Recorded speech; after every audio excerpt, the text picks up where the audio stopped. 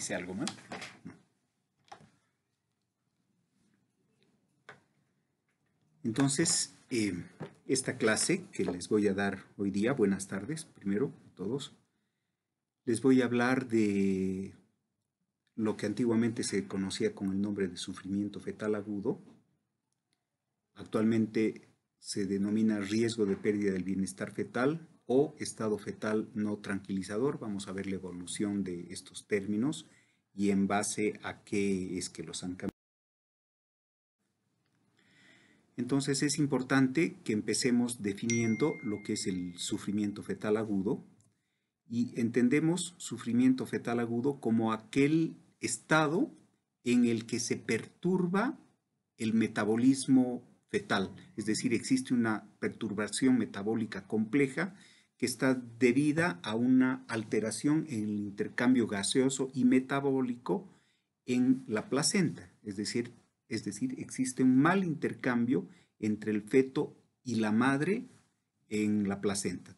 No se olviden que el pulmón, el laboratorio del feto es la placenta, ¿no? Esto puede llevar a una alteración de la homeostasis fetal y que puede producir alteraciones tisulares irreparables o finalmente la muerte del feto. Les voy a hablar un poco de los aspectos históricos y por qué se ha cambiado el término de sufrimiento fetal agudo por otro. El término sufrimiento fetal agudo implicaba siempre la existencia de un episodio asfíctico durante el trabajo de parto, es decir, había una asfixia del feto.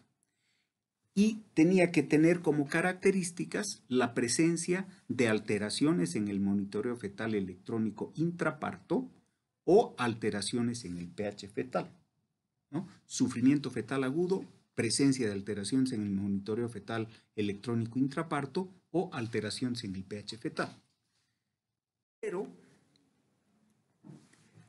se ha visto a lo largo del tiempo que estos cambios no eran tales. Habían recién nacidos que tenían monitoreos, registros intrapartos francamente patológicos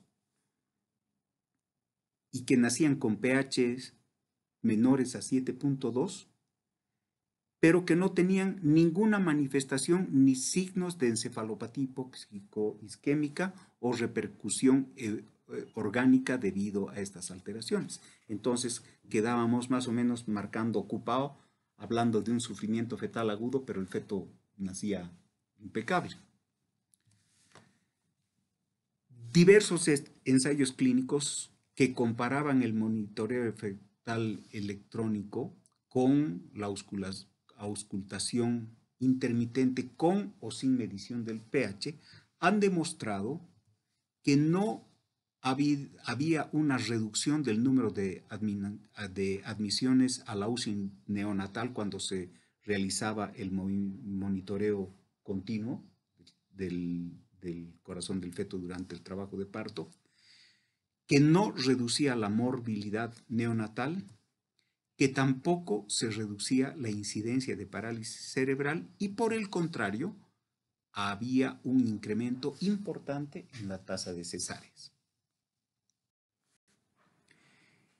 Entonces, producto de esos errores que tenía el término sufrimiento fetal agudo, la Agencia Internacional de Parálisis Cerebral sugirió el año 2007 que se sustituya el término sufrimiento fetal agudo por estado fetal no tranquilizador, por su sigla en inglés, este es el término anglosajón, y los españoles han complicado más la existencia de los pobres estudiantes de medicina, internos, residentes de ginecología y obstetricia y obstetras, aumentando este término, riesgo de pérdida del bienestar fetal. A mi gusto, a mi juicio, todos estos términos todavía son imprecisos y confusos. Y con toda seguridad, en corto plazo, ustedes van a ver que esta terminología va a cambiar, sin lugar a dudas. el estado fetal no tranquilizador es un término demasiado ambiguo, demasiado amplio. ¿Qué es un estado fetal no tranquilizador? Lo que es no tranquilizador para mí puede ser tranquilizador para ti. El riesgo de pérdida del bienestar fetal puede ser riesgoso para ti en tu interpretación y puede ser no riesgoso para mí. Entonces, sin lugar a dudas que estos términos van a seguir cambiando. Todavía son muy imprecisos y no los tenemos que acuñar. Por el momento quedémonos con estado fetal no tranquilizador o riesgo de pérdida del bienestar fetal. Entonces, para entender cuál fetito está en riesgo de sufrir es decir, de perder su bienestar fetal o de tener un estado fetal no tranquilizador, es importante que conozcan la fisiología de la circulación fetal, cuáles son los fenómenos de adaptación del feto para oxigenarse bien y cómo se produce el intercambio gaseoso del feto. Y me voy a detener un poco en estas diapositivas porque esto es fundamental que lo entiendan. Entonces, fíjese este esquema. Voy a cambiar el puntero. Vamos a poner este puntero, creo que se ve mejor, ¿no? Sí. Entonces, ¿cómo se produce la circulación adulto o en un individuo fuera del útero? La oxigenación se produce a través de la circulación mayor, ¿no es cierto? Es decir, aorta, callado aórtico, aorta descendente, vasos ilíacos hacia los miembros inferiores o desde el callado aórtico los grandes vasos del cuello para la irrigación de la mitad superior del cuerpo y particularmente del cerebro, ¿no? La oxigenación se produce a nivel de los pulmones, es decir, la sangre desoxigenada llega por la vena cava inferior y la vena cava superior hacia la aurícula derecha, de ahí pasa al ventrículo derecho, del ventrículo derecho a través de las arterias pulmonares hacia los pulmones, donde se produce la hematosis, donde se produce el intercambio gaseoso, ¿no? De los pulmones a través de las venas pulmonares regresa la sangre hacia la aurícula izquierda y de la aurícula izquierda al ventrículo izquierdo, del ventrículo izquierdo a la aorta y se redistribuye la sangre oxigenada a toda la economía. En el feto, la oxigenación se produce a partir de la vena umbilical. La vena umbilical es la que aporta oxígeno al feto, es decir, la vena umbilical es rica en oxígeno y pónganle comillas, está rico en oxígeno, van a ver las diferencias que hay entre la oxigenación arterial de un adulto y la oxigenación de la vena umbilical en un feto. Pero quedémonos con el concepto de vena umbilical rica en oxígeno. Las arterias umbilicales que salen de de los vasos ilíacos, las arterias umbilicales llevan la sangre poco oxigenada, ya sin oxígeno, hacia la placenta para producir la hematosis, para producir el intercambio gaseoso, ¿no? Entonces, las arterias umbilicales son pobres en oxígeno. Y tienen que existir shunts, comunicaciones, que permitan que esta sangre venosa oxigenada de la vena umbilical pase a la circulación mayor fetal para redistribuir oxígeno a toda la economía porque no se produce hematosis en los pulmones, no se produce intercambio gaseoso en los pulmones, ¿cierto? ¿Cuáles son esos shunts? El primer shunt es el conducto venoso, el ductus venoso, que es este. El segundo shunt es el agujero oval que comunica las dos aurículas. Y el tercer shunt es el conducto arterioso que comunica la arteria pulmonar con el callado aórtico. Esos son tres shunts importantes. Entonces, la sangre oxigenada llega al hígado, se distribuye una parte al hígado y otra parte tiene que pasar a la circulación del feto, comunicando la vena umbilical con la vena cava inferior. acá se mezcla la sangre venosa que viene de la cava inferior, que está recogiendo sangre venosa de la mitad inferior del cuerpo, del feto, se combina con sangre oxigenada a este nivel y en esta parte la sangre ya oxigenada llega a la aurícula derecha, de la aurícula derecha pasa directamente a la aurícula izquierda, ventrículo izquierdo, aorta, se distribuye hacia la parte superior, hacia el cerebro del fetito, regresa sangre poco oxigenada por la vena cava superior y pasa directamente por la aurícula derecha hacia el ventrículo derecho, oxigenándose parcialmente acá. La sangre del ventrículo derecho pasa hacia los pulmones solamente en un 10% para oxigenar los pulmones, no para que se produzca intercambio gaseoso. Y el 90% pasa directamente hacia la aorta con poco oxígeno, ¿ya? Para ser impulsado desde la aorta descendente a través de los vasos ilíacos hacia las arterias umbilicales que depositan esta sangre para su oxigenación en la placenta. ¿Está claro? Entonces, este es un esquemita que les he hecho para explicarles gráficamente lo que les acabo de mencionar. Entonces, sangre venosa de la placenta rica en oxígeno. Tiene una concentración de entre 30 y 35% de oxígeno. Esta sangre llega a nivel del ductus venoso y se divide en dos caminos. 50% va al hígado del feto y el otro 50% va hacia la vena cava inferior. El ductus venoso comunica la vena umbilical con la vena cava inferior. A este nivel, esta sangre se mezcla con la sangre venosa de la vena cava inferior y pasa sangre ya parcialmente oxigenada, que tiene una saturación de alrededor de 28 milímetros de mercurio de oxígeno, un PO2 de alrededor de 28 milímetros de mercurio, hacia la aurícula derecha. De la aurícula derecha a través del agujero oval pasa directamente a la aurícula izquierda, de la aurícula izquierda al ventrículo izquierdo, del ventrículo izquierdo hacia el callado aórtico, los grandes vasos del cuello hacia la circulación cerebral, es decir, permite la oxigenación del cerebro. La sangre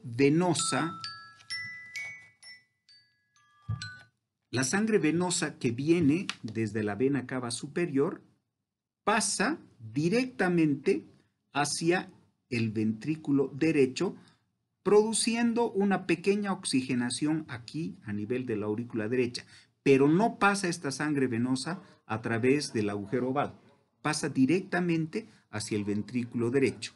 Esta sangre poco oxigenada en el ventrículo derecho va a irrigar posteriormente los pulmones, solamente 10% de la sangre llegará a los pulmones y el 90% pasará directamente a la aorta descendente a través del conducto arterioso.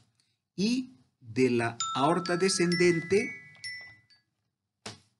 la sangre se eliminará hacia las arterias umbilicales y de las arterias umbilicales a la placenta para producir el intercambio metabólico y el intercambio gaseoso del feto. Fíjense la diferencia. La saturación de oxígeno en territorio arterial materno es superior a 90 milímetros de mercurio. El PO2 es mayor a 90 milímetros de mercurio. El PO2 en la vena umbilical es de 30 a 35 milímetros de mercurio, pero aún así el fetito es capaz de oxigenarse con este, comillas, poco PO2 en la vena umbilical. ¿Ya? Por cómo se produce, entonces, ¿cuál es la saturación de oxígeno en los diferentes niveles? Resumen de lo que les acabo de decir. En la vena umbilical, el PO2 es de 30 a 35 milímetros de mercurio. Cuando se mezcla la sangre de la vena umbilical con la sangre venosa de la vena cava inferior, el PO2 a este nivel alcanza 26 a 28 milímetros de mercurio. Esa sangre oxigenada con este PO2 llega a la aurícula derecha, de la aurícula derecha a la izquierda, de la izquierda al ventrículo izquierdo, del ventrículo izquierdo a la aorta, de los grandes vasos del cuello, y la sangre retorna por la vena cava superior, fíjense, con poco oxígeno, 10 a 12 milímetros de mercurio. Entonces, fíjense este gradiente de presiones entre la vena cava superior y el ductus venoso cava, es decir, la oxigenación a este nivel. Fíjense la diferencia, hay cerca de 16 milímetros de mercurio, lo cual te indica la gran oxigenación cerebral que no sufre, sino de la que se beneficia el cerebro, ¿no? Luego, del ventrículo izquierdo, la sangre va hacia las arterias pulmonares, ¿no? Y solamente fluye en un 10% a la circulación pulmonar. El 90% pasará a través del conducto arterioso hacia la aorta y de la aorta hacia los ilíacos, arterias umbilicales, etcétera, para su oxigenación. De todas maneras, esta sangre de acá tiene un PO2 de 16 a 18 milímetros de mercurio. ¿Por qué es más oxigenada que esta sangre? Porque acá, en la aurícula derecha, se mezcla un poco con la sangre oxigenada que ha llegado acá, ¿no? Y pasa hacia el ventrículo derecho. Eso es. Ahora, miren, para que el fetito pueda aprovechar estos 30 a 35 milímetros de mercurio de PO2, necesita que la sangre circule muchas veces por todo el sistema. De tal manera que el gasto cardíaco fetal es de 450 mililitros por kilo por minuto.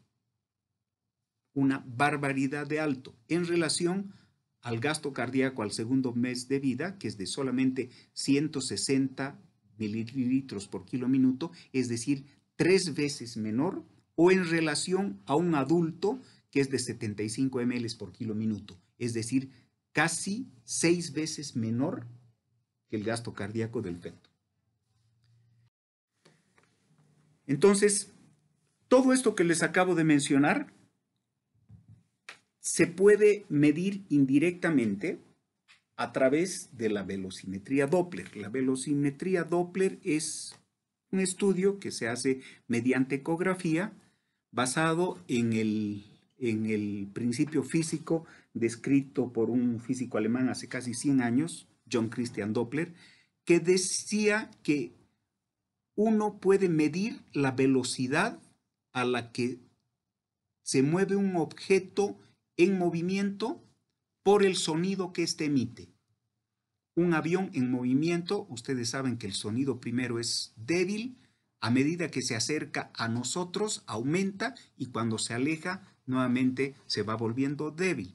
Nosotros podemos calcular la velocidad a la que se mueve ese avión calculando el sonido que éste emite. Ese es el principio de John Christian Doppler y que ha sido aplicado a la medicina y actualmente podemos medir velocidades de flujo a través del ductus venoso, velocidades de flujo a través de las arterias cerebrales medias, velocidades de flujo a través de las arterias umbilicales, en fin, velocidades de flujo en las arterias uterinas, en fin.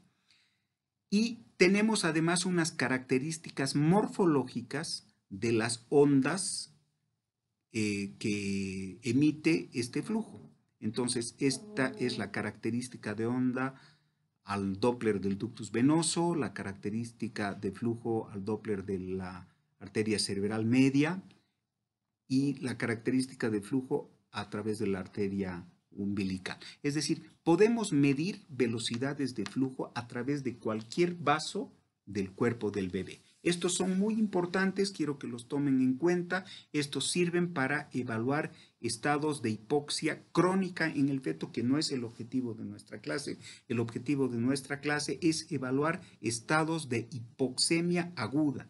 Ese es el término de sufrimiento fetal agudo o pérdida del bienestar fetal o estado fetal no tranquilizador. Entonces, ¿qué elementos son los que favorecen una adecuada oxigenación tisular fetal a pesar de recibir tan poco oxígeno de la vena umbilical, 30 a 35 milímetros de mercurio de PO2? El primer factor muy importante es la masa eritrocitaria. Acuérdense que el hematocrito en el fetito es del orden de 70 a 75%, en relación a un adulto que es de 40 a 45%. Entonces, tenemos más elementos transportadores de oxígeno, es decir, más taxis que transporten oxígeno hacia los tejidos del feto, más glóbulos rojos. Segundo, las características de la hemoglobina fetal. La hemoglobina fetal es diferente a la hemoglobina del adulto. Es una hemoglobina que es mucho más afín por el oxígeno, pero que además es capaz de liberarlo con más facilidad hacia los tejidos. Eso se llama curva de disociación de la hemoglobina. La curva de disociación de la hemoglobina fetal es mayor que la curva de disociación de la hemoglobina del adulto, ¿no? Pero además esta hemoglobina fetal es capaz de captar más rápido el CO2 y de eliminarlo. Otro aspecto es la cantidad de veces que se mueve todo el flujo sanguíneo en el feto. La frecuencia cardíaca fetal es alta. En condiciones normales oscila entre los 110 y 160 latidos por minuto. El gasto cardíaco es alto, 450 ml por kilo por minuto, y este elemento fundamental, la placenta, que es un gran laboratorio, que es una gran red capilar de baja resistencia, que permite un adecuado intercambio gaseoso entre la madre y el feto.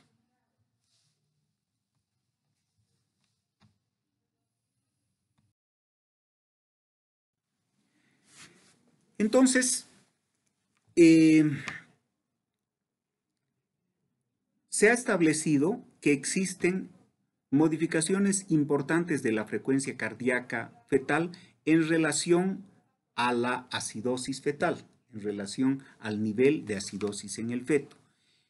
Estos cambios en la frecuencia cardíaca fetal se producen por diferentes receptores que existen en diferentes lugares de la economía del feto, como por ejemplo a nivel de la protuberancia, donde está el centro cardiorregulador que contiene quimioreceptores. Estos quimioreceptores son muy sensibles a las disminuciones del pH y al aumento del exceso de bases, ¿no? De acá tenemos una vía simpática aferente hacia la glándula suprarrenal que va a liberar catecolaminas, epinefrina y norepinefrina, que van a pasar a la circulación hacia el corazón fetal, estimulando los latidos del feto, aumentando la frecuencia cardíaca en relación a una disminución de la oxigenación y elevación de los hidrogeniones, es decir, a disminuciones del pH en el feto. Además, vamos a tener vías simpáticas aferentes directamente hacia el nodo sinoauricular desde el centro cardiorregulador, y también vamos a tener vías parasimpáticas, fibras parasimpáticas que van también al nodo sinoauricular. Estas se encargarán de acelerar el corazón y estas se encargarán de disminuir la frecuencia cardíaca cuando ya se agota este sistema. No se olviden que el corazón del fetito es muy chiquitito, es débil, Y cuando tú tienes una frecuencia cardíaca muy elevada como un mecanismo de compensación a la hipoxia, va a llegar un momento en que se va a agotar y el fetito entrará posteriormente en bradicardia.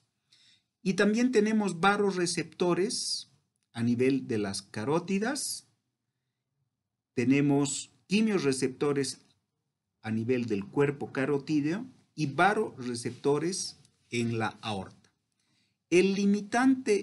La limitante importante de la frecuencia cardíaca fetal y su relación con la acidosis fetal es la edad gestacional.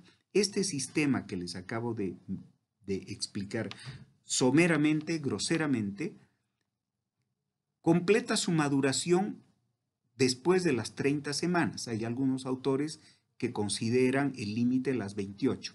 Quedémonos con la limitante entre las 28 y 30 semanas. Menos de esta edad gestacional no sirve, el sistema es inmaduro. Más de esta edad gestacional, ahí empieza la utilidad real de la auscultación de la frecuencia cardíaca fetal y su correlación con la acidosis. Entonces, se han buscado diferentes métodos para evaluar la respuesta del corazón del fetito a la acidosis. Al final de cuentas nos interesa evaluar la acidosis del feto durante el trabajo de parto y cuándo esta acidosis puede producirnos daño tisular. Entonces, uno de ellos es el monitoreo de la frecuencia cardíaca fetal durante el trabajo de parto. Es un monitoreo cuya gran ventaja es su fácil realización. Es un método poco invasivo, ¿no? Y muy fácil de realizar. Vamos a ver cuáles son las limitantes que tiene más adelante. El segundo método para evaluar es el Doppler, es medir la velocidad de flujos a través de los vasos sanguíneos. Acuérdense ustedes que la distribución de flujos en el feto es similar a la distribución de flujos de un adulto que se ha choqueado, que está en estado de shock. Es decir, existe una vasodilatación central, órganos nobles, corazón, cerebro, y una vasoconstricción periférica, priorizando órganos nobles. Disminuye la perfusión a riñones, disminuye la perfusión a la piel y por tanto en el caso fetal también aumentan los índices, disminuye la perfusión por vasoconstricción a nivel de las arterias umbilicales. Lo mejor, sin lugar a dudas, sería medir los gases del cordón umbilical, hacer una gasometría a nivel del cordón umbilical. Sin embargo, es un procedimiento invasivo, engorroso y que no se puede hacer en todo momento durante el trabajo de parto. La oximetría de pulso fetal era un método que se utilizó en los años a fines de los 90, que entusiasmó mucho porque era de muy fácil realización. Se colocaba un oxímetro de pulso en la mejilla del feto, como ven acá, y se medía la oximetría de pulso fetal. Su utilidad duró muy poco tiempo y al final de cuentas el fabricante dejó de producir el elemento porque primero que era demasiado costoso y también tenía una gran limitante de resultados. Y una cosa de la que seguramente ustedes han oído hablar, que es la medición del pH a nivel del cuero cabelludo del feto. ¿Cuáles son las limitantes de la medición del pH a nivel del cuero cabelludo? Uno, la contaminación con sangre materna. Y dos, que necesitas que exista una dilatación del cuello para poder tomar la muestra del cuero cabelludo fetal. Entonces, la mayor parte de estos métodos han sido abandonados para la monitorización de un trabajo de parto y nos hemos quedado con el monitoreo electrónico fetal intraparto, es decir, el registro externo de la actividad cardíaca del feto, ¿no? Y que lo registramos en un papel logarítmico. Esa clase ya se las han dado del monitoreo fetal electrónico, no voy a hacer demasiado hincapié en esto, pero esto nos permite una correlación del estado acidótico o no del feto con la frecuencia cardíaca. ¿Será realmente que nos permite una adecuada interpretación del estado acidótico? Eso vamos a ver en las próximas diapositivas. Entonces, ¿cuáles son los problemas que se han establecido por el monitoreo fetal en el afán nuestro de evitar la encefalopatía hipóxico-isquémica? Si bien tiene una alta sensibilidad, el método tiene una muy baja especificidad, es poco específica, muy sensible pero poco específico. Segundo, y tal vez esto sea lo más importante, existe mucha variación entre observadores e incluso en el mismo observador. Me explico, entre observadores, médico A y médico B le dan el mismo registro, estos pueden interpretarlo de diferente manera hasta en un 60% de los casos, 50 a 60% de los casos. Pero lo que es peor, al médico A le dan un registro hoy y el mismo registro se lo dan dentro de 3 meses para que lo interprete, y también existe una variación muy alta en su interpretación. Entonces, el problema no solamente radica en esta mala interpretación del registro, sino que radica fundamentalmente en la disparidad de criterios en la intervención, en cómo vamos a corregir ese estado en el feto, ¿no? Entonces hay disparidad en la interpretación como en la intervención. Y la prueba finalmente ha mostrado un pobre valor predictivo positivo. Quizás esto no sea tanto culpa de la prueba, sino sea culpa de la baja prevalencia de encefalopatía hipóxico-isquémica en el feto. Afortunadamente, la encefalopatía hipóxico-isquémica es un episodio muy malo, pero que no ocurre con mucha frecuencia. Entonces, cuando tú tienes una baja prevalencia, cualquier prueba, por muy buena que ésta sea, va a tener un pobre valor predictivo positivo. Es decir, tienes muestritas muy chiquititas como para compararla, ¿cierto? Es decir, baja prevalencia, pobre valor predictivo de la prueba, por muy buena que ésta sea. Entonces, muchas veces sacamos, producto de todo esto, sacamos fetos que creíamos acidóticos, pero no están acidóticos, y realizamos más cesáreas de las que se debieran realizar y las que se realizaban antes. Entonces, la pregunta que cabe acá es, ¿está bien que hagamos esto? Que saquemos fetos que creíamos acidóticos y no están. ¿Está bien que realicemos más cesáreas? ¿Qué queremos? ¿Queremos sacar fetos que no estén acidóticos o queremos sacar fetos que ya estén acidóticos y con daño tisular irreversible? ¿Qué queremos? ¿Queremos esto o queremos sacarlos antes de que esto ocurra? Entonces, vamos a ver cómo es que podemos sacar a los fetitos antes de que esto ocurra, y tenemos que consensuar algunas cosas para que no existan estas variaciones interobservadores e intraobservadores. En eso nos vamos a 10 minutos.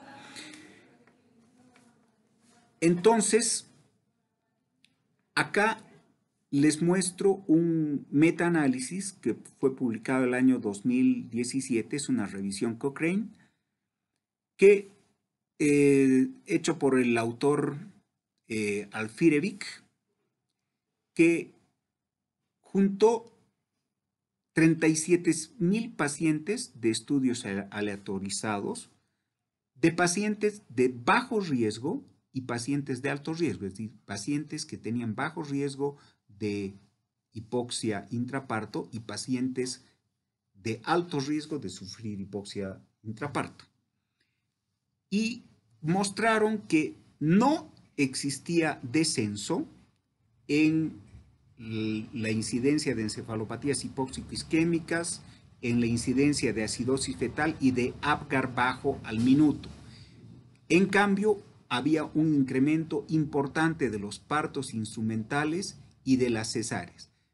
Hubo un incremento en esta revisión de más del 23% de cesáreas por riesgo de pérdida del bienestar fetal. 23% se incrementó la tasa de cesáreas sin que disminuyan las encefalopatías hipóxico-isquémicas, la acidosis fetal o el Apgar bajo. Es decir, estamos operando más, pero no hemos modificado para nada estas tasas. Muy bien, entonces,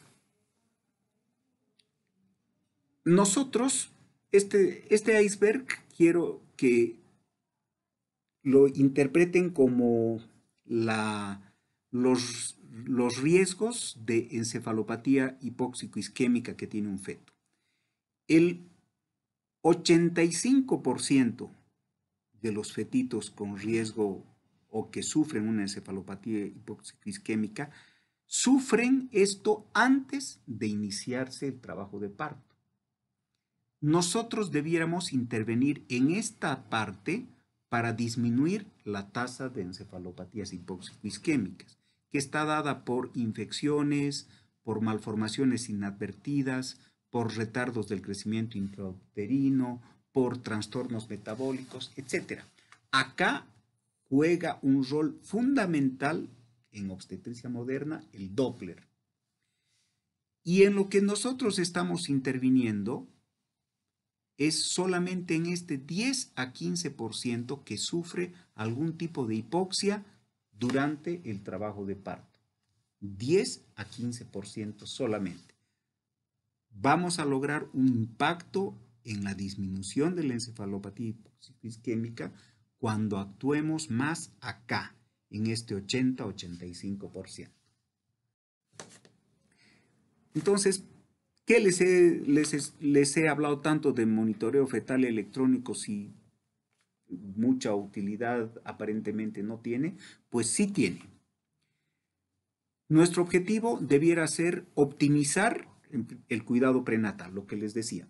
Prevenir, disminuir el 80-85% de fetos antes del parto que pueden sufrir algún tipo de hipoxia, evitando eventos que pudieran generar lesión tisular durante el trabajo de parto. Y no solamente el evento severo de asfixia perinatal, cuando el daño ya se ha producido. Es decir, debemos actuar antes de que se produzca la lesión tisular durante el trabajo de parto.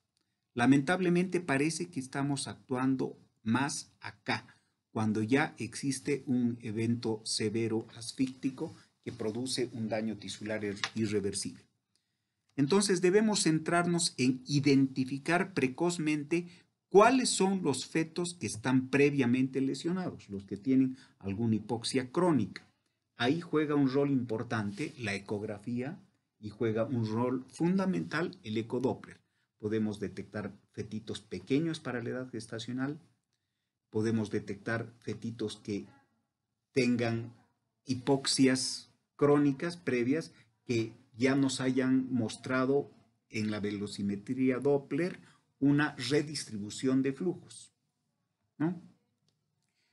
Y tenemos que diferenciar la hipoxia aguda, la que ocurre durante el trabajo de parto exclusivamente, de la hipoxia crónica reagudizada, es decir, el feto previamente lesionado que sufre además una hipoxia aguda durante el trabajo de parto. Este fetito probablemente tenga mucho más riesgos que este otro durante el trabajo de parto. Entonces, eso nos permite el registro intraparto, nos permite diferenciar la hipoxia aguda de la hipoxia crónica reagudizada.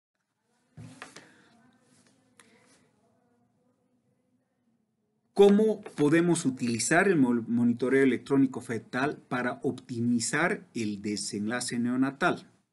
Primero, debemos establecer pautas, normas para reconocer e interpretar adecuadamente el trazado cardíaco que estamos realizando.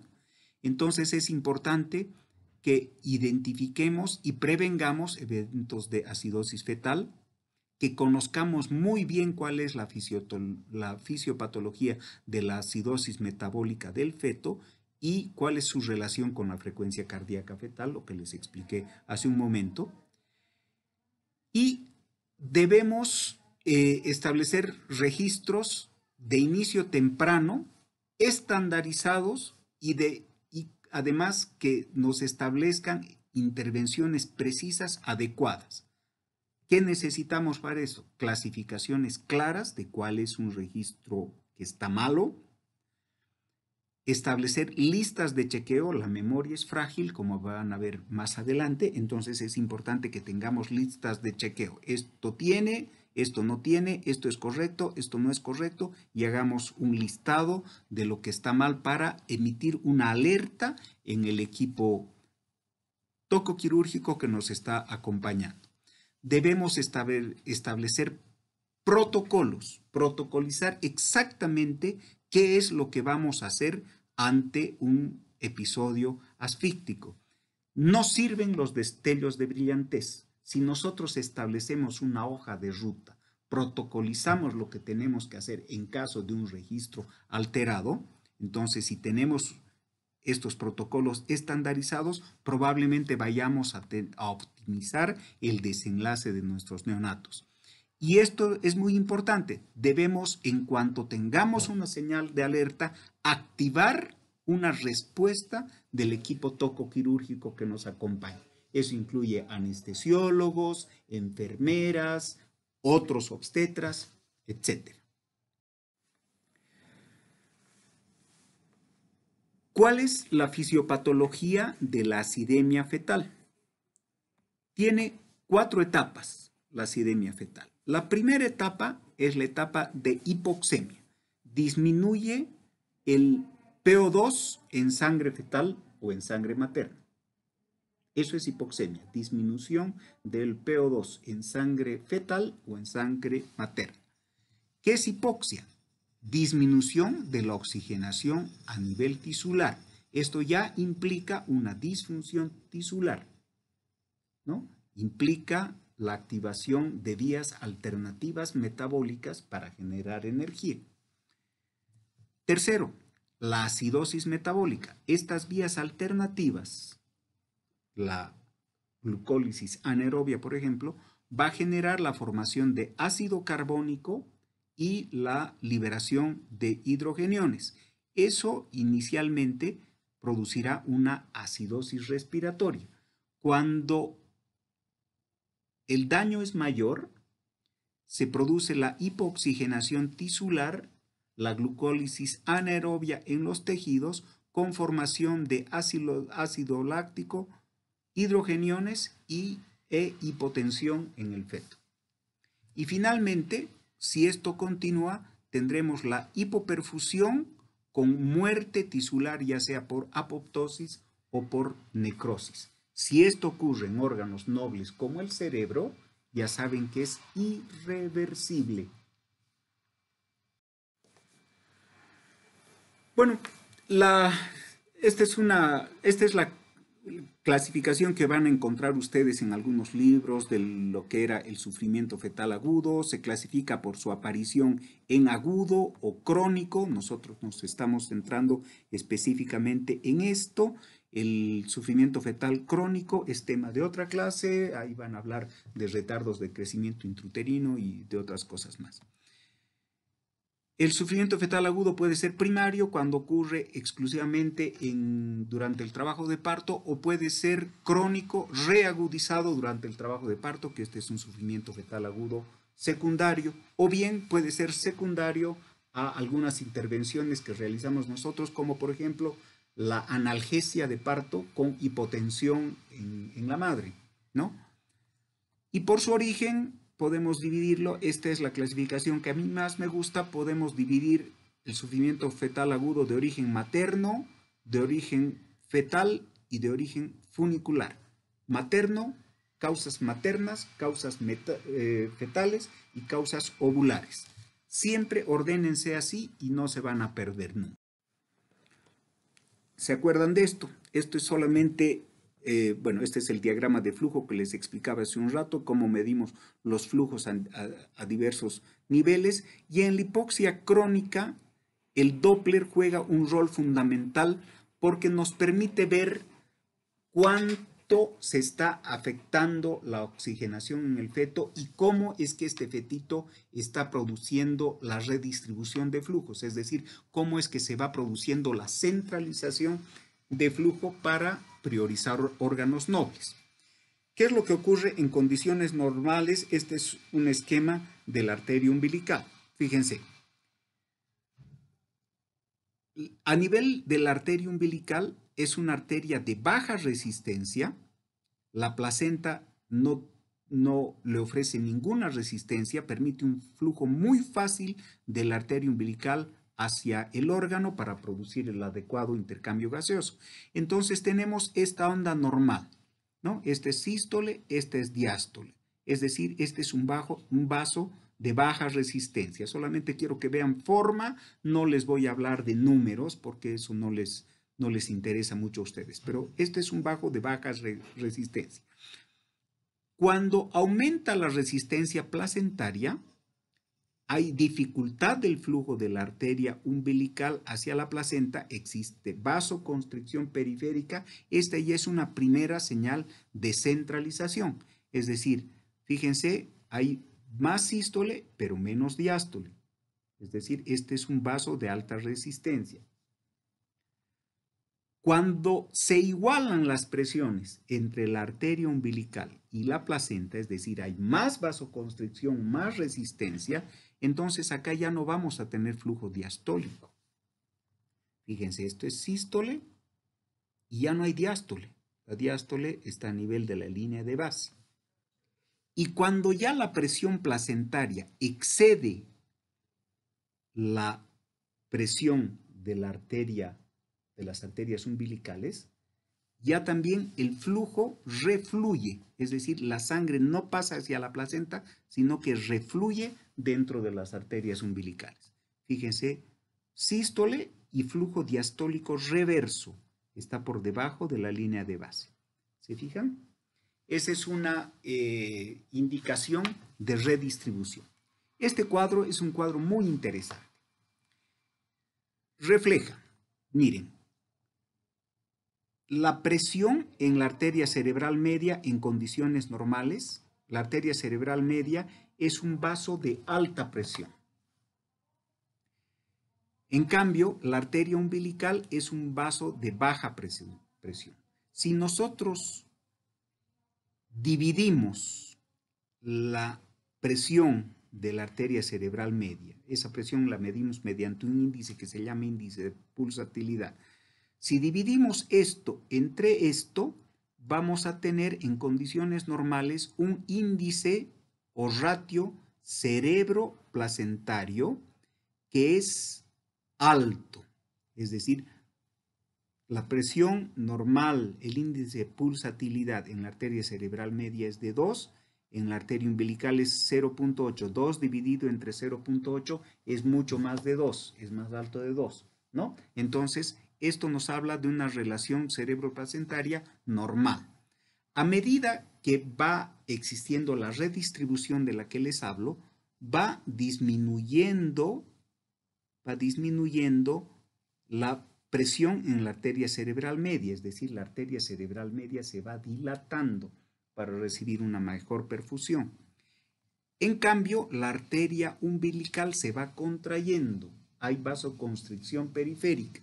Entonces, esta resistencia baja de la arteria umbilical va aumentando paulatinamente a tiempo que la presión en la arteria cerebral media va disminuyendo paulatinamente porque se va dilatando, hasta que se encuentran en este punto, cuando la presión o índice de pulsatividad de la arteria cerebral media es similar a la de la arteria umbilical, este cociente será igual a 1. Este es el punto de quiebre. acá es donde nosotros debiéramos intervenir, ¿no? Esto puede ocurrir, podemos diagnosticarlo nosotros o prevenirlo nosotros mediante un Doppler varias semanas antes de que ocurra una situación asfíctica importante. Cuando ya nos pasamos de esto, la presión de la umbilical es más alta que la presión de la cerebral media, este cociente, esta relación cerebro-placentaria, será menor de 1 y es un signo inequívoco de hipoxia tisular. Significa intervenga ya, haga algo ya. La tocografía, la cardiotocografía, nos diagnostica un evento en esta etapa. Es decir, nos indica un evento asfíctico agudo, no un efecto asfíctico crónico. Eso nos los mide mejor el Doppler. ¿Ya?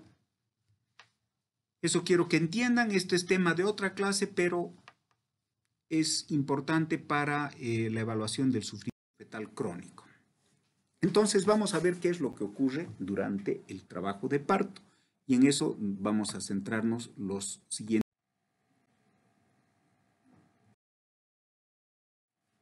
Entonces, ¿cómo se produce la oxigenación del feto durante el trabajo de parto? Y céntrense en este concepto, reserva placentaria. Hagan de cuenta que este fetito va a ser sometido a una maratón. Tiene que correr una maratón. El trabajo de parto es una maratón de 12 a 14 horas. Esa es la maratón que tiene que correr el fetito. Si el fetito ha sido bien entrenado, va a correr sin problemas esa maratón. Pero si el fetito no ha tenido, entre comillas, un entrenamiento correcto, ha sufrido algún evento asfíctico en forma crónica, su reserva placentaria, su reserva de oxígeno, este es el concepto de reserva placentaria, va a ser baja. Entonces, ¿cómo es que se produce la oxigenación del feto durante el trabajo de parto? Ustedes saben que el principal nutriente, la gasolina con la que nosotros generamos energía, es la glucosa, ¿ya? Que en el ciclo de Krebs, en condiciones de oxígeno, es decir, en presencia de oxígeno, se va a producir lo que se llama la glucólisis aerobia, produciendo ATP, que es energía, adenosintrifosfato o energía. Este ciclo produce 28 ATPs, ¿no? El producto final de este metabolismo aeróbico va a ser agua y dióxido de carbono que pasará a la placenta para ser eliminado por los tejidos maternos, ¿no? Ahora, ¿qué es lo que ocurre durante la contracción? Durante la contracción se obstruye, se ocluye la oxigenación hacia el feto. Disminuye la eliminación del CO2 hacia territorios maternos. Por tanto, existe una acumulación de ácido carbónico y de hidrogeniones.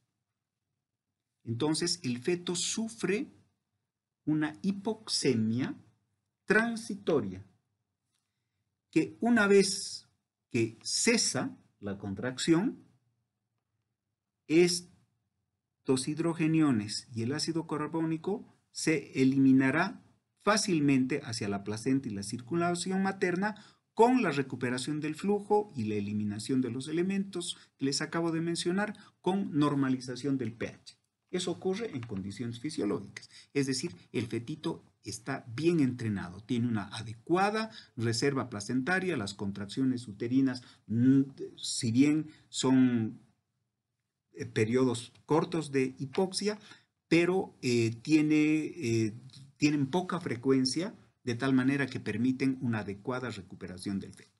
Ahora, ¿qué pasa si la contracción uterina es permanente?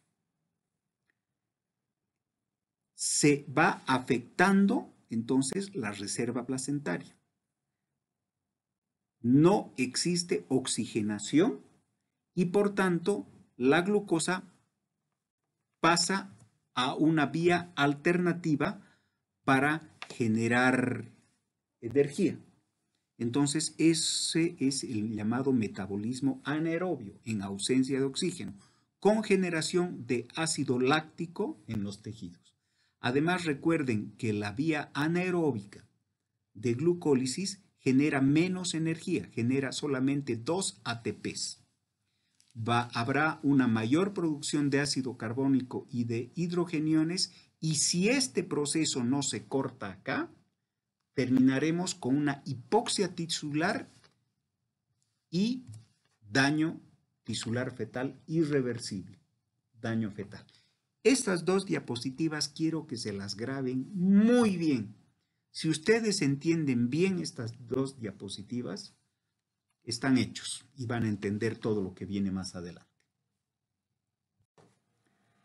Bueno, vamos a hablar rápidamente cuáles son las causas de sufrimiento fetal agudo intraparto, y tenemos causas maternas, causas fetales y causas ovulares, que las podemos dividir en funiculares y placentarias. Entre las causas maternas, la hipertensión inducida por el embarazo puede ser una causa de sufrimiento fetal agudo, la hipotensión materna, la hipovolemia, enfermedad vascular o respiratoria materna previa, en fin, enfermedades del colágeno. Hay varias cosas que afectan el intercambio gaseoso materno, ¿no?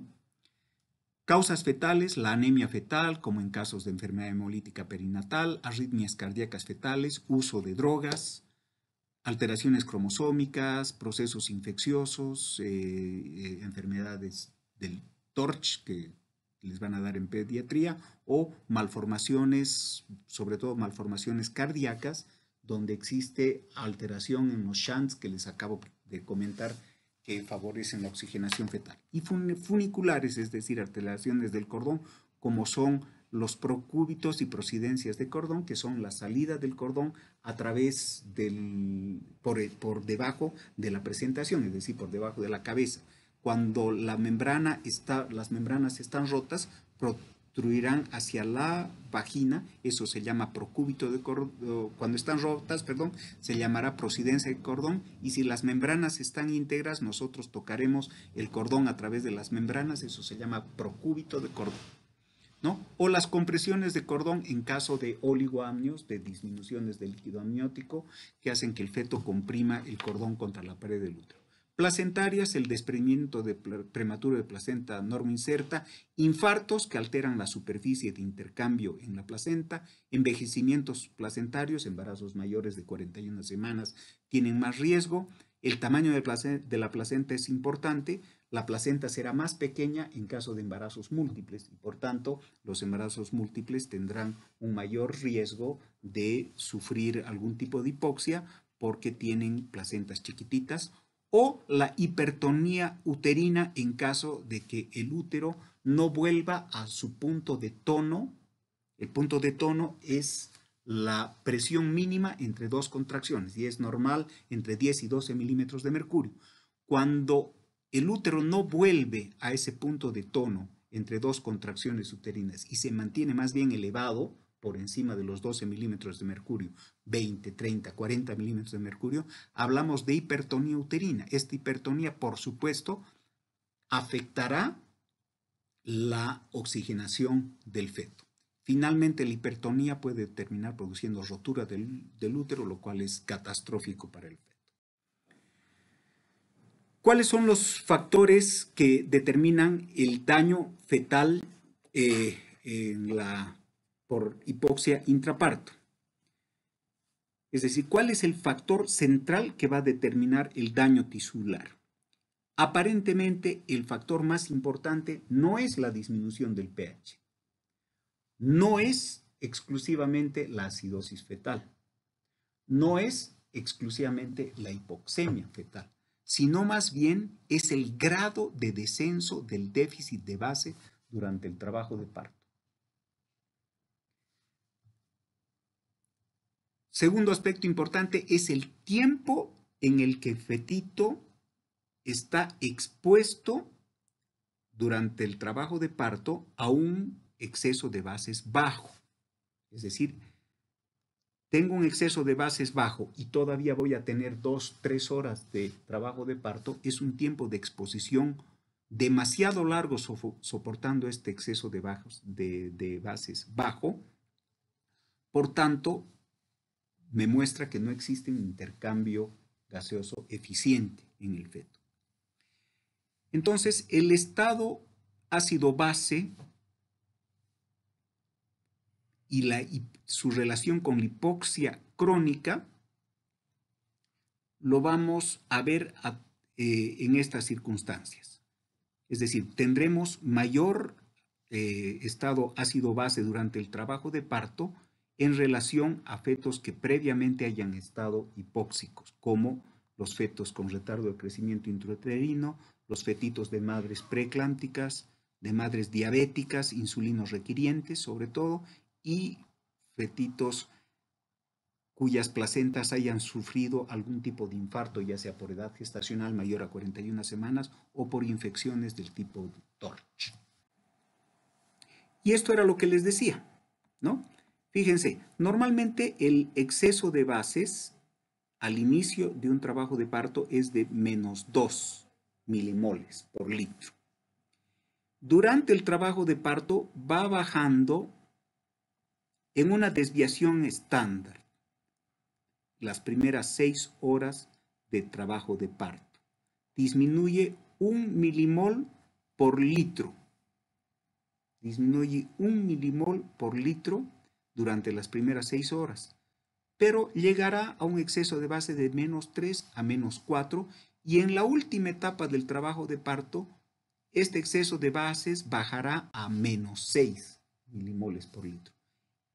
Esto es en condiciones fisiológicas y acá no pasa nada. Acá no hay riesgo de hipoxia tisular y de daño tisular. El problema está acá, cuando el exceso de bases está por debajo de 12 milimoles litro.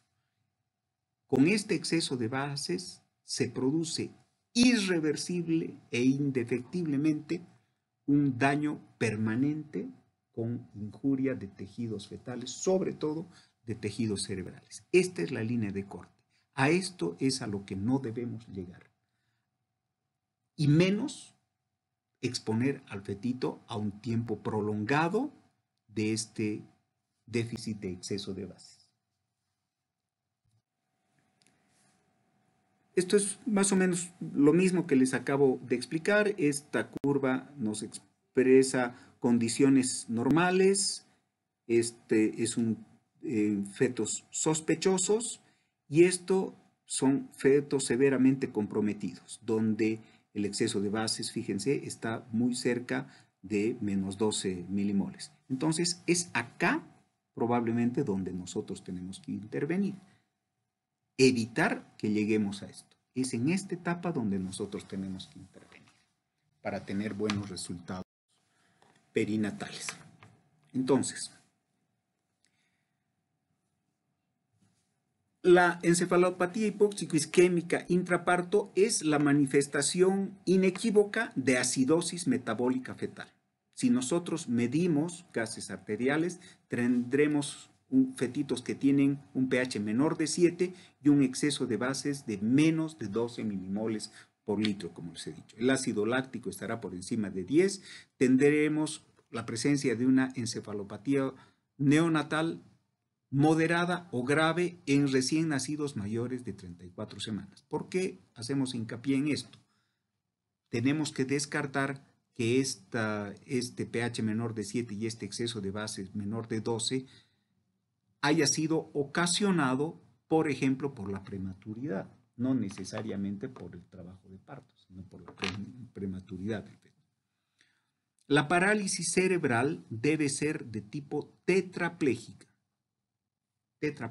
o bien de tipo disquinética, hemi o tetraplégica. Eso van a ver en pediatría, pero estas son las características de la encefalopatía hipóxico-isquémica intraparto. Y debemos descartar otras etiologías, como enfermedades metabólicas, genopatías o infecciones que sean las causantes del daño tisular. Hablemos ahora específicamente del monitoreo fetal intraparto. Entonces, debemos evaluar en todo monitoreo fetal intraparto estos 4 elementos que ya se los han dado anteriormente en la clase de monitoreo fetal electrónico, que son la frecuencia cardíaca fetal basal, la variabilidad, las aceleraciones y las desaceleraciones. Entonces, ¿qué es la frecuencia cardíaca fetal basal? Es la frecuencia cardíaca fetal en condiciones basales, es decir, en ausencia de contracciones. Acá, por ejemplo, en ausencia de contracción, marcaremos el punto mínimo y acá el punto máximo en ausencia de contracciones. Entonces, todo lo que está entre esas dos líneas, trazamos una línea intermedia, esa será nuestra frecuencia cardíaca fetal basal. Las oscilaciones entre el máximo y el mínimo de lo que acabamos de marcar, eso nos habla de la variabilidad. La frecuencia cardíaca fetal basal es entre 110 y 160 latidos por minuto, esa es la frecuencia cardíaca fetal basal, medidas en un tiempo mínimo de 2 minutos por un periodo de 10 minutos. Hablamos de taquicardia fetal cuando los latidos exceden los 160 durante más de 10 minutos o de bradicardia fetal cuando los latidos bajan por debajo de 110 minutos por un periodo mayor de 10 minutos. ¿Qué es la variabilidad? La variabilidad son oscilaciones normales de la frecuencia cardíaca fetal basal. Entonces, ustedes marcan un punto mínimo acá y un punto máximo acá, por ejemplo, trazan líneas paralelas y este intervalo que hay entre la línea superior y la línea inferior, esa es la variabilidad de los latidos cardíacos. La variabilidad normal o variabilidad moderada también se llama, es entre 5 y 25 latidos por minuto. Establece en forma inequívoca la interrelación entre el sistema simpático y parasimpático. Una variabilidad normal siempre nos habla de un bienestar del sistema nervioso central fetal y de un feto con un sistema nervioso central maduro. Por eso es que no tiene mayor validez el registro antes de las 28 semanas.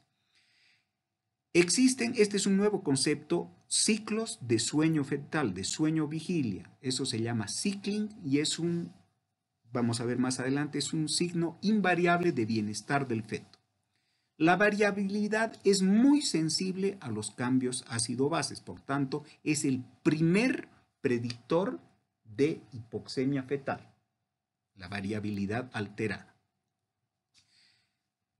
Hay algunos medicamentos que nos pueden variar la variabilidad, como los opioides, el sulfato de magnesio, la betametasona.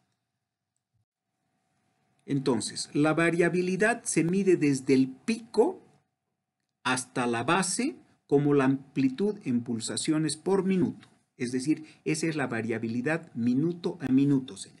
Existe otra variabilidad que se mide latido a latido, pero para eso necesitas un registro muy sensible que te marque latido a latido.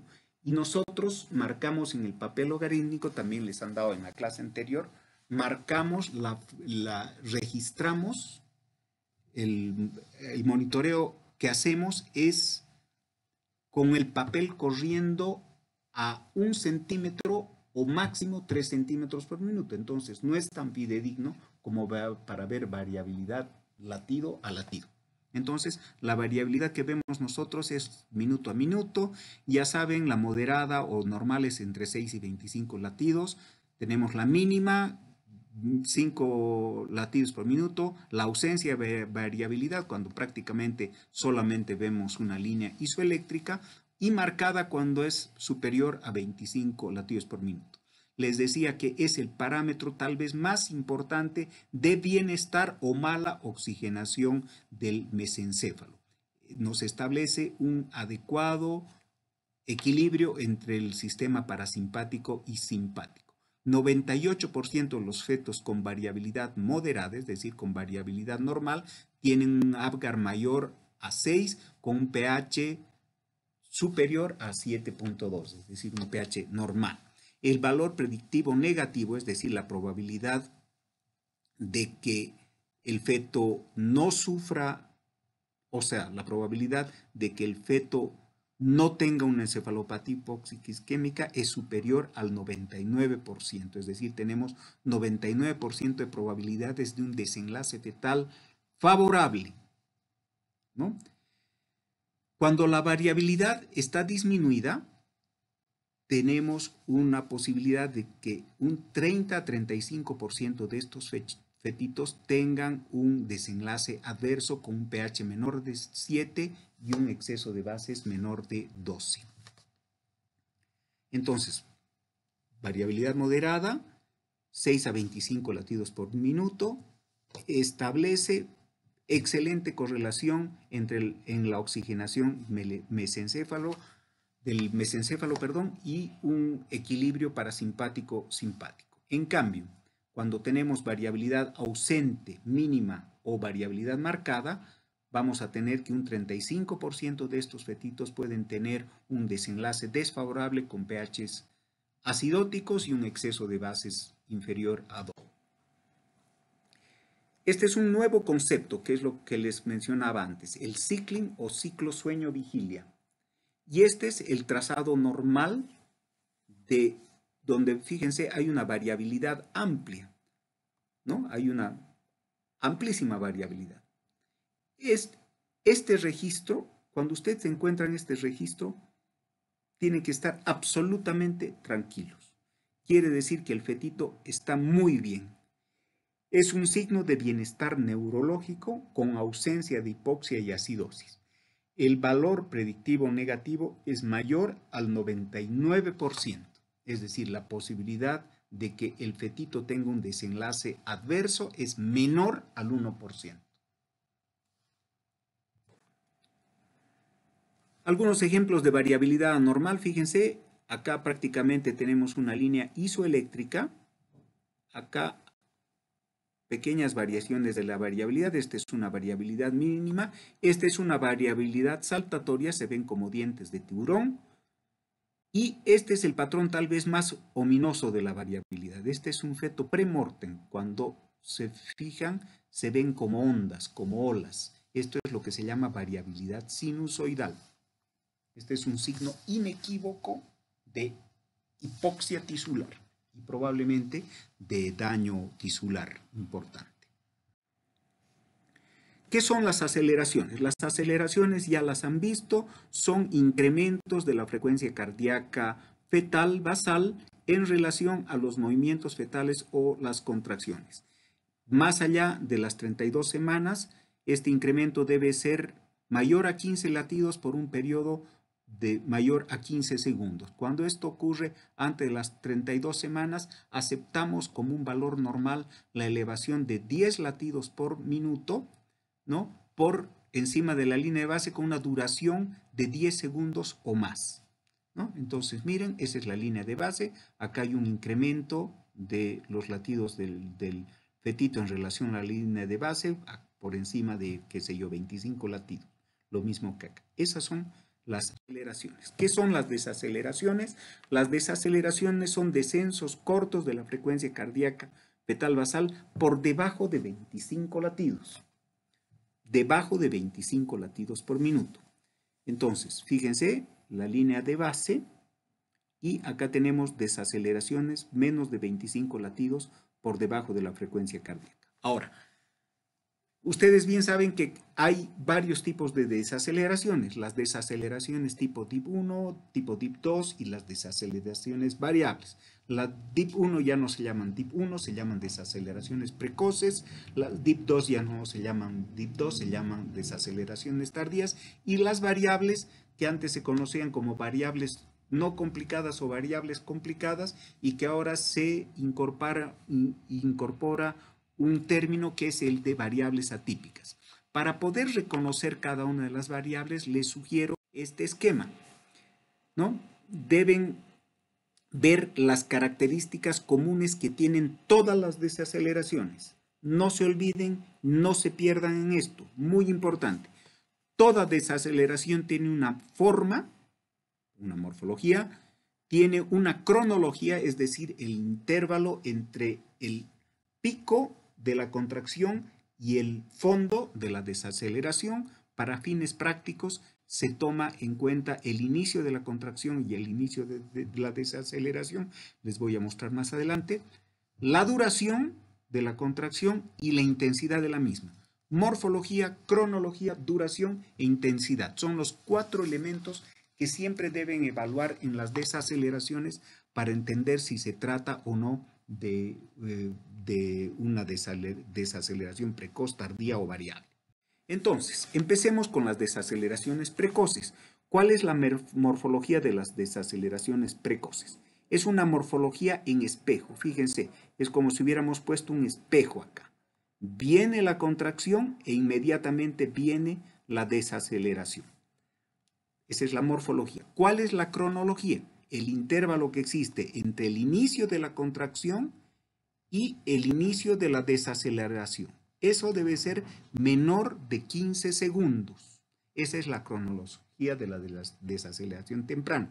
Por eso se llama desaceleración temprana o precoz. ¿Cuál es la duración? Dura lo mismo que la contracción y la intensidad o amplitud es tan intensa como intensa es la contracción. ¿Por qué se producen las desaceleraciones precoces? Por compresión de la cabeza del feto. No tiene ninguna significación clínica.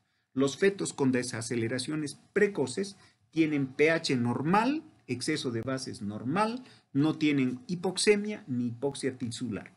Es probablemente desencadenada por un reflejo vagal por la compresión de la cabeza del feto.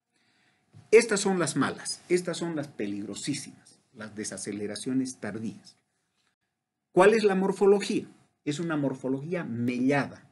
Apenas alcanza a hacer una desaceleración, pero va precedida por una disminución de la variabilidad. Fíjense, acá hay una disminución importante de la variabilidad.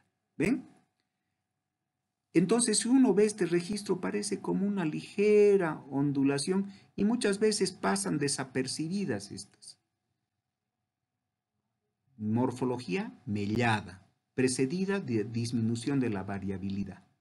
¿Cuál es su duración? Menor a 3 minutos. Puede durar tanto como dure la contracción o más tiempo, pero menos de 3 minutos. Después ya hablamos de bradicardia, si dura más de 3 minutos. ¿No? Entonces, esa es la duración. ¿Y cuál es su amplitud? Mellada. Apenas alcanza a hacer una desaceleración. Es decir, apenas baja los 25 latidos. Esas son las desaceleraciones tardías, las más difíciles de reconocer, pero las más peligrosas. Son signo inequívoco de hipoxemia y de hipoxia tisular. ¿Cuáles son las desaceleraciones variables? Las desaceleraciones variables decíamos que se dividían en variables complicadas, variables no complicadas, ¿no? Tienen una morfología variable, una duración variable, intensidad variable, cronología variable. Pero, sin embargo, existen algunas características. Esto se los dejo pendiente. ¿Cuáles son las variables atípicas? Lo vamos a ver más adelante. Entonces, ¿cuál es la morfología? Volvamos atrás, tiene como 2 hombros, ¿ven? Acelera, desacelera, recupera rápidamente, acelera y vuelve a la basal. Tiene una morfología, si ustedes quieren, en M, como una letra M. Estas son desaceleraciones variables no complicadas. Sin embargo, si las variables no complicadas son repetitivas y aparecen en más del 50% de las contracciones, a la larga van a terminar siendo desaceleraciones variables complicadas y van a representar también un estado de hipoxia en el feto. ¿Cuáles son las desaceleraciones variables complicadas? Se llaman desaceleraciones variables atípicas. Fíjense, igual que las tardías tienen la misma significación clínica, es un dato inequívoco de disminución del exceso de bases, de hipoxia fetal y de acidosis metabólica fetal. Disminución de la variabilidad, descenso de la frecuencia cardíaca intenta recuperar, pero vuelve a descender y finalmente asciende, incluso produciendo una taquicardia fetal transitoria. Este es un signo muy ominoso cuando existe taquicardia fetal transitoria. Entonces, fíjense, tiene una morfología en W. Estas son las variables atípicas. Las variables atípicas son también signo inequívoco de acidosis metabólica fetal. Bueno, algunos ejemplos. Miren, fíjense. Vean esta variabilidad. ¿Qué les parece? Parece una variabilidad tipo sinusoidal, ¿ven? Se ve como un sinusoide, ¿no? Acá hay un descenso de la frecuencia cardíaca, intenta recuperar, nuevamente desciende y recupera lentamente con la variabilidad sinusoidal. Pronóstico malo, signo inequívoco de hipoxia tisular fetal. Este otro registro, obviamente, este ya es una grosería. Miren, baja la frecuencia, intenta recuperar, vuelve a bajar, vuelve a subir y tiene periodos de elevación transitoria. ¿Ven? Periodos de taquicardia transitoria. Estas son variables atípicas, probablemente producidas porque el bebé no tiene intervalos entre contracciones donde pueda recuperar su oxigenación. Fíjense, tiene 1, 2, 3, 4, 5, 6, 7, 8 contracciones en 10 minutos. Obviamente el punto de tono del útero está muy subido y el feto tiene una disminución de su oxigenación. Entonces, lo importante es cómo vamos a interpretar este registro. Ya existen varias agrupaciones que han establecido criterios para la interpretación adecuada de los registros. Tenemos la interpretación del Colegio Americano de Ginecólogos Obstetras, que las divide en 3 categorías. La categoría 1 es un registro tranquilizador, es un registro normal, y la categoría 3 es un registro patológico. La 2 no es ni 1 ni 3, pero debemos estar alerta. Tenemos la clasificación de FIGO del año 2015 y la clasificación de la NICE del año 2017, que las divide en normal o no patológica, sospechosa, igual a la grado 2, y patológica, francamente patológica, igual a la de grado 3. La que ustedes quieran utilizar. Pueden utilizar la del Colegio Americano, la de FIGO o la de la NICE. Lo importante es que sí utilicen un criterio para saber interpretar qué están viendo. Entonces, esto era lo que les decía, ¿no? La categoría 1 del Colegio Americano de Ginecólogos y Obstetras tiene una línea de base entre 110 y 160, tiene una variabilidad moderada, no existen desaceleraciones variables o desaceleraciones tardías, pueden existir desaceleraciones precoces o estas pueden estar ausentes, y existen aceleraciones en relación a las contracciones o estas pueden estar ausentes. Siempre tienen que estar, para considerar un registro como categoría 1, todas estas características presentes. La categoría 3, ¿no?, es una categoría que nos habla de un feto invariablemente acidótico. Entonces tendremos una ausencia, una línea de base, es decir, una frecuencia cardíaca fetal basal baja, por debajo de 110, tendremos una variabilidad silente o variabilidad disminuida, tendremos desaceleraciones tardías recurrentes, tendremos desaceleraciones variables recurrentes. Finalmente, cuando se agota el sistema de compensación del feto, tendremos bradicardia o un patrón sinusoidal. Acidosis, exceso de bases menor a 12, sáquelo. Categoría 2 no es ni esto, pero nos permite establecer una alerta, es decir, alertar al equipo de que tenemos un feto que probablemente sea acidótico. No tengo claro que esté acidótico, pero sí probablemente, entonces tengo que activar una alerta con todo mi equipo toxológico. Esta es la de la FIGO, que es más o menos lo mismo que les acabo de hablar. Como les digo, la que ustedes quieran utilizar es una clasificación correcta. No voy a repetir esto porque ya lo acabamos de ver. Es más o menos lo mismo. Y esta es la de la NICE. Esta diapositiva la he sacado de un doctor colombiano, profesor de la Universidad de Valle de Colombia. Ellos utilizan los criterios de la NICE para la interpretación de su registro cardiotocográfico.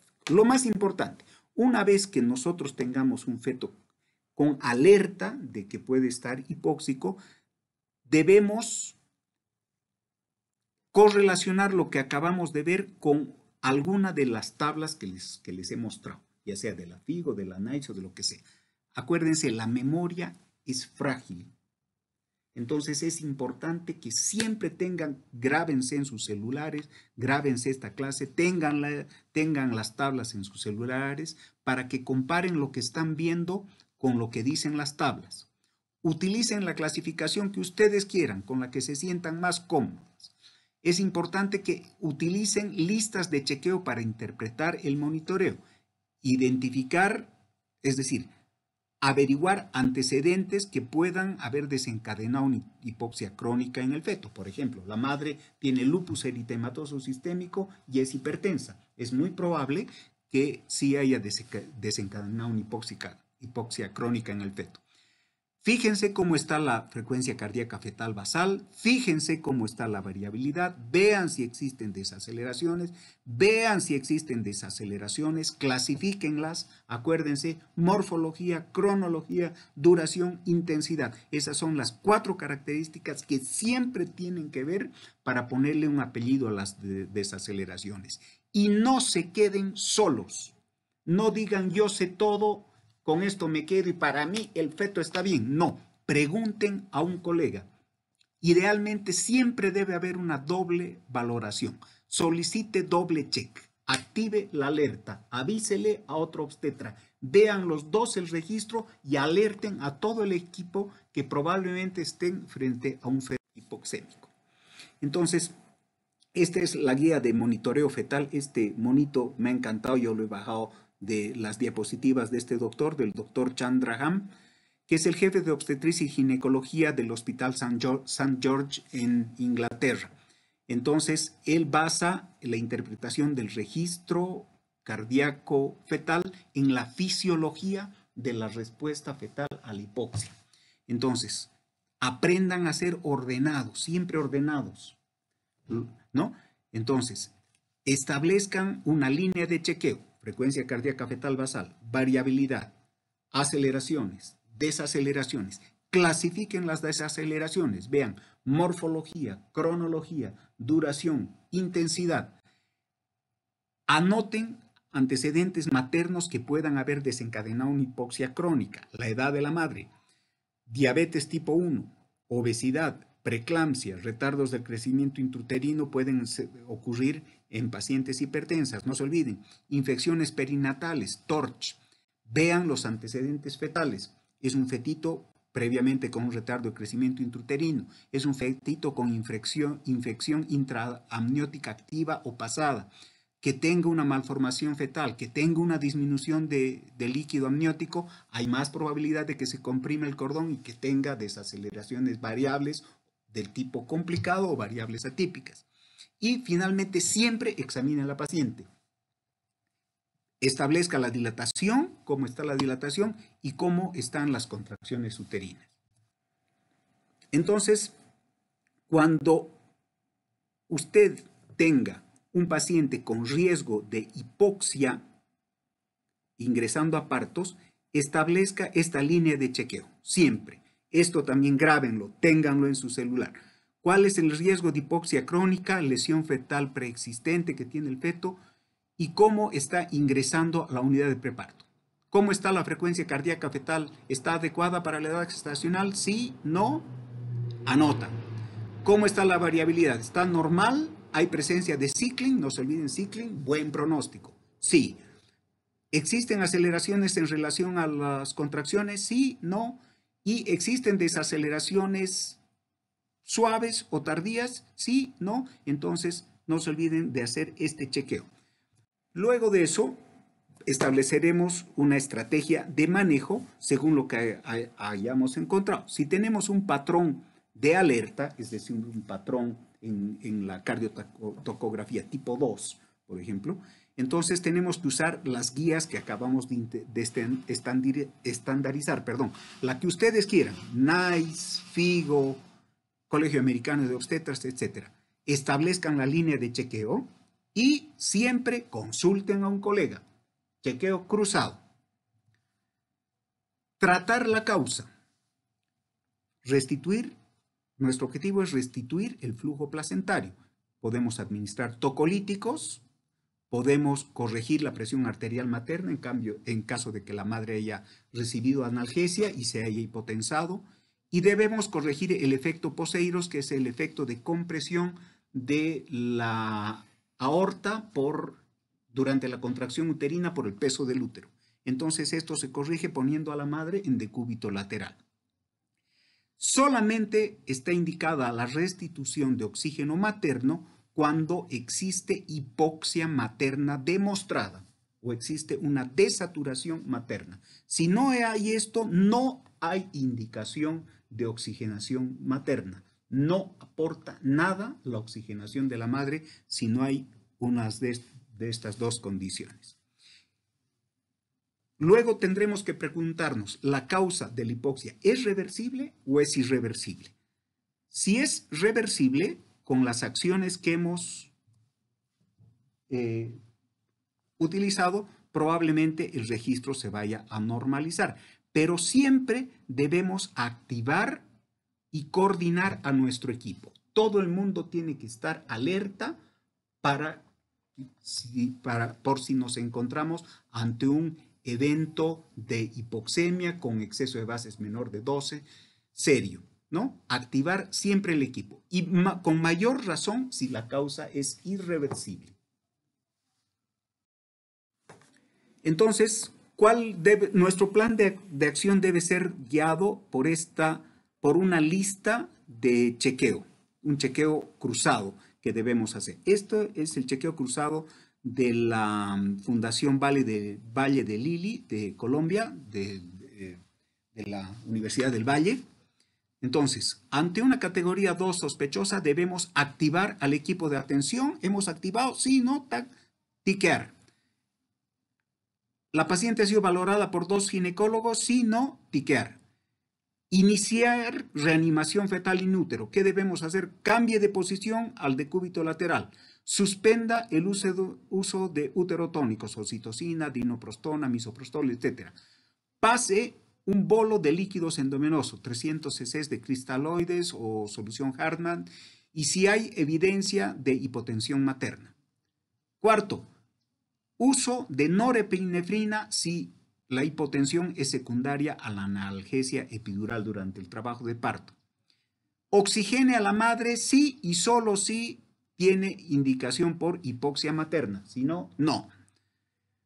Establezca si la causa es reversible o no es reversible. No se olvide, haga tacto vaginal y determine un plan de acción.